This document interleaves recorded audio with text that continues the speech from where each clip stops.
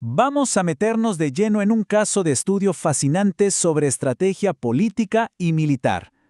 Pensemos en una nación que está a punto de colapsar, pero no por un enemigo en sus fronteras, sino por sus propias peleas internas.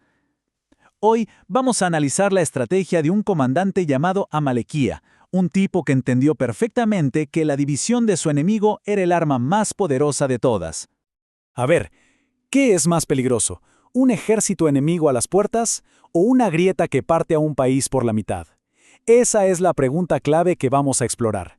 Y créanme, la historia que vamos a desentrañar nos da una respuesta brutalmente clara. Ok, para entender cómo se llegó a este punto no tenemos que irnos a un campo de batalla, al menos no todavía. No, el origen de todo este lío está en otro lado, en los pasillos del poder, donde se estaba cocinando una crisis política que iba a terminar en desastre.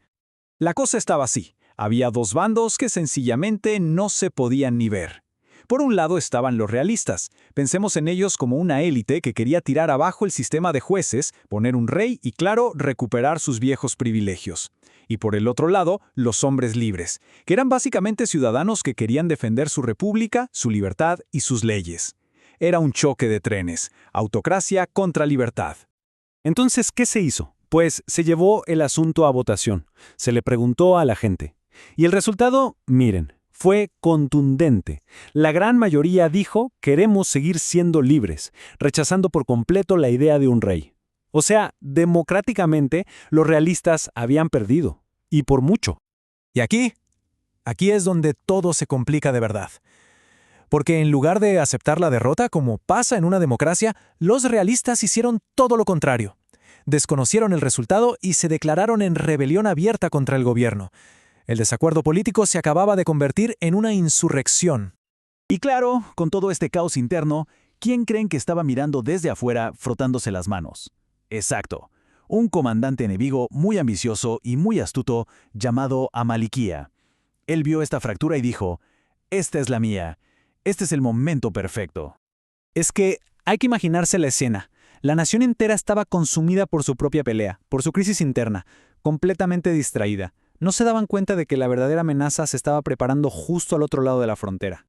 Y acá es donde se ve la genialidad estratégica de Amalequía. Mientras sus enemigos se desgastaban peleando entre ellos, él no se apresuró.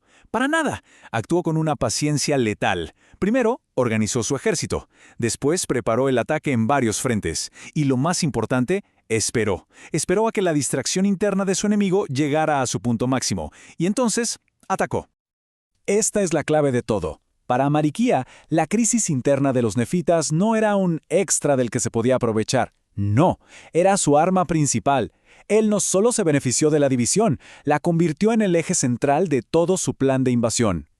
Y bueno, lo inevitable pasó. La rebelión interna y la invasión externa chocaron al mismo tiempo. De repente, la nación se encontró en su peor pesadilla. Una guerra por la supervivencia en dos frentes a la vez. Pensemos un segundo en la posición de Moroni, el comandante en jefe. Tenía al invasor en la puerta, pero también una rebelión en casa. ¿Qué hacer? Tomó una decisión durísima pero fundamental. Reconoció que el enemigo interno, los realistas, era la amenaza más grave en ese momento. Antes de poder salvar a la nación del invasor, primero tenía que salvarla de sí misma. Pero claro, esa decisión tuvo un costo, y fue altísimo. Mientras Moroni estaba ocupado apagando el fuego de la rebelión, el ejército de Amalequías avanzaba casi sin oposición.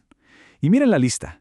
Ciudades enteras, centros vitales para la nación, cayeron una tras otra. Fue una verdadera sangría de territorio. Esta frase lo resume todo a la perfección. ¿Por qué estaban perdiendo tantas ciudades clave? La razón es simple y brutal. Las mejores tropas de la nación no estaban defendiendo las fronteras, estaban en el interior, tratando de contener una guerra civil. La situación era realmente desesperada. Para frenar esta catástrofe hacían falta medidas extremas. Y es aquí donde emerge un nuevo héroe, una figura inesperada, un comandante llamado Teancum. Y la respuesta llegó con una de las operaciones especiales más audaces que se puedan imaginar. En plena Nochevieja, Teancum Gancum, con un pequeño grupo, se infiltró en silencio en el campamento enemigo. Logró llegar hasta la mismísima tienda del rey Amalequía y con una jabalina acabó con él. Un solo acto, preciso, quirúrgico, que decapitó el liderazgo del ejército invasor. Y esto es muy interesante. Vemos aquí dos tipos de liderazgo que, juntos, salvaron a la nación. Por un lado, Moroni, el gran estratega, el que se encargó de defender la estructura del país desde adentro. Por otro, Teancum, el operativo táctico, el que dio el golpe letal y preciso a la amenaza externa. Ninguno de los dos lo hubiera logrado por sí solo. Bueno, entonces, después de todo este caos, ¿qué podemos sacar en limpio? ¿Cuál es la gran lección que nos deja este conflicto? La lección principal es clarísima y responde a la pregunta que nos hicimos al principio. La mayor amenaza para la supervivencia de esta nación no fue el poderoso ejército de Amaliquía, fue su propia incapacidad para mantenerse unidos. Su propia división fue su peor enemigo. Y es fascinante ver cómo estos dos personajes son el contrapeso perfecto. Amaliquía era todo ruido, ambición, un conquistador que actuaba a la vista de todos. En cambio, Teancum fue su opuesto exacto, silencioso, metódico, preciso, casi invisible. Una fuerza quirúrgica para contrarrestar una fuerza bruta. Y así, al final del día, la nación sobrevivió. La invasión se detuvo, el orden se restauró, pero ¿a qué costo?